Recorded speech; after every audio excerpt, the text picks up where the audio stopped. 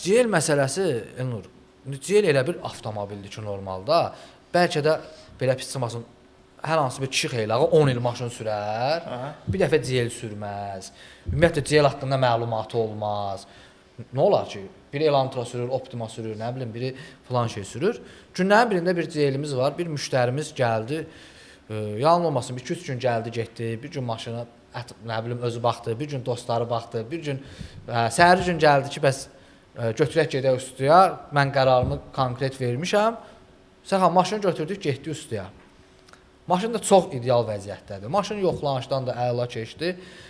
Təzədən gəldilər salona. Gəldilər salona, orada nə bir 300-500 manat məsələsi var idi. Onu da razılaşdıq, halallaşdıq qardaşla.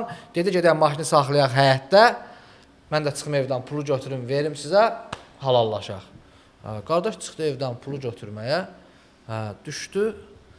İndi valideyndir, başa düşürəm. İndi qadın da anasıdır.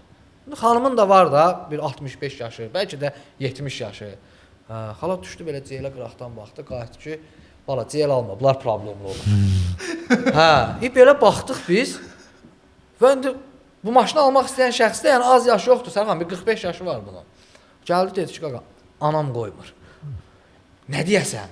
Yəni qoymur da, fakt başa düşürsən. Yəni məsələ o da deyil.